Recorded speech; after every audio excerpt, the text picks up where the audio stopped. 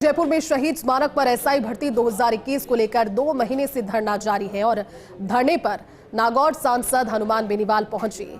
इस दौरान first India से बातचीत में हनुमान बेनीवाल ने कहा कि हम कोर्ट के फैसले का इंतजार कर रहे हैं। फैसले के बाद युवाओं के साथ दिल्ली कूच करेंगे। मैंने प्रधानमंत्री और गृहमंत्री से भी समय मांगा है। इस मामले में केंद्र सरकार से भी वार्ता करेंगे।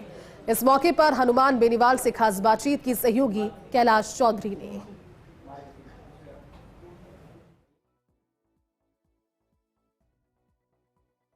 आज आंदोलन को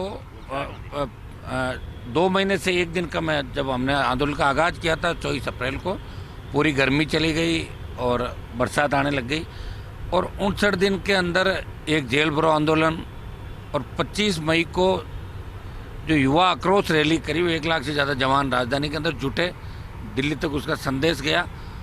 शांतिपूर्वक तरीके से, लोकतांत्रिक तरीके से हमने आंदोलन को जारी रखा। यहाँ प्रदेश के कोने कोने से एसआई भर्ती अभ्यर्थियों के अलावा आरपीएससी पुनर्गठन, नौजवान और जो नौजवान इस सरकार में जो भर्तियाँ हो रही, चाहे जेटीए की हो, दूसरे एग्जाम हो, इससे पीड़ित लोग भी आए और अपनी पीड़ा उन्होंने बताई। सड़क से लेकर सदन तक अगर आपको लड़ता हुआ कोई दिखेगा तो पिछले 1.5 साल में विपक्षी भूमिका राष्ट्रीय लोकतांत्रिक पार्टी निभा रही है। हमने प्रधानमंत्री का समय मांगा है, गृह मंत्री का भी समय मांगा है।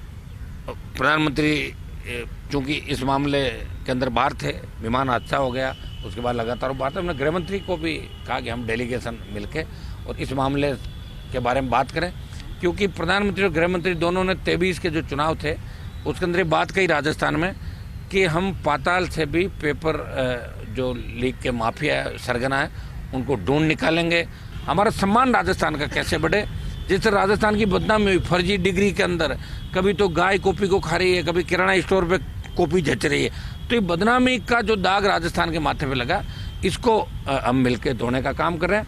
1 जुलाई को हाई कोर्ट के अंदर एसआई भर्ती रद्द करने को लेकर जो याचिका, उस पर सुनवाई है और उससे पहले हम चाहते हैं कि एक और कुछ हम और बड़ा क्या कर सकते हैं, ये बात हम लोग कर रहे हैं। बाकी ये इसमें दिल्ली कूच की भी आवश्यकता पड़ी तो दिल्ली कूच भी हो गए। आर पार की लड़ाई का ऐलान है और हमने आज तक जो भी लड़ाई लड़ी उसको बीच में नहीं छोड़ा, हमेशा उस लड़ाई के अंदर जीत हासिल की और निश्चित रूप से राजस्थान के जवानों के भविष्य के साथ दोबारा कोई खिलवाड़ नहीं हो, इनका भविष्य सुरक्षित रहे। इसके लिए आरएलपी लगातार सड़क से लेकर सदन तक संघर्ष करेगी। सड़क पर हम बैठे हैं। हमें याद है जब गठन किया था पार्टी का, तब यही बात थी कि जब भी जवान किसान को आवश्यकता पड़ेगी, सत्ता को ठोकर मार के सड़कों पर आ जाएंगे। अग्निवीर का मामला हो, किसान आंदोलन हो, मुझे हमेशा सत्ता छोड़ते हुए आपने कई बार देखा होगा और अब भी जब तक इनको न्याय नहीं दिलाऊंगा तब तक यहाँ से उठूंगा नहीं। आज राजस्थान में जो बजरी सस्ती हो रही है, ये आरएलपी के संघर्ष का ही परिणाम है। बजरी माफिया के खिलाफ अगर किसी ने लड़ाई लड़ी 1-1.5 साल तक लगातार, बड़ी माइन से निरस्त कराई, ईडी सीबीआई के छापे पटकोए और अब जो छोटी माइंस होकर बजरी सस्ती हो रही है, ये हनुमान बेनीवाल और राष्ट्रीय लोकतांत्रिक पार्टी के संघर्ष का ही परिणाम है। दुर्भाग्य इस बात का कि राजस्थान की जनता इस बात को नहीं समझती, वो गरीब नहीं समझता जिसको बजरी की आवश्यकता थी। वो व्यक्ति उस समय की बात को भूल गया जब वो बजरी के भाव ज्यादा थे, तब त्राईमाम जनता कर रही। उस समय उनके बीच लड़ने वाला कौन लड़ाका था, कौन माफिया से लड़ रहा था। काश ये बात राजस्थान की जनता, सर्व समाज और गरीब तबका याद रखे तो राष्ट्रीय लोकतांत्रिक पार्टी को सत्ता मानने से कोई रोक नहीं सकता। हम इस गिरफ्तारी की निंदा करते हैं। अगर कांग्रेस इसमें कोई अगुवाई करती है तो राष्ट्रीय लोकतांत्रिक पार्टी, चूंकि इंडिया अलायंस का हिस्सा भी है और इस मामले में निर्मल हमारा छोटा भाई है और वो हमारे साथ अभी धरने में बैठा था, तो आरएलपी पार्टी सुबह से उसका साथ दे रही है और आगे हम साथ देंगे। कहीं हम अलग से आंदोलन चालू कर दें और कांग्रेस के लोग कह दें कि आपने क्यों किया, तो एक बार कांग्रेस स्टैंड ले, उसके बाद हम उनके साथ खड़े। और कांग्रेस को स्टैंड लेना चाहिए, खाली बातों से नहीं कि हमने एक डेलीगेशन भेज दिया 3 आदमियों कमिश्नर से मिलना। कमिश्नर से हर कोई जाके मिलके आ जाए, क्या ले लोगे, लड्डू लोगे कमिश्नर से मिलके? ये काम कांग्रेस पार्टी को करना चाहिए।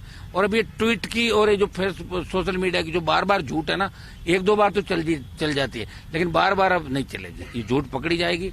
अगर कांग्रेस के नेता वास्तव में कुछ चाहते हैं तो अभी इनको आज ही जेल भरो आंदोलन चालू करना चाहिए। कहना चाहिए कि हमें पकड़ो आप, तो 150 को जेल के अंदर जाना चाहिए। आरएलपी तैयार है।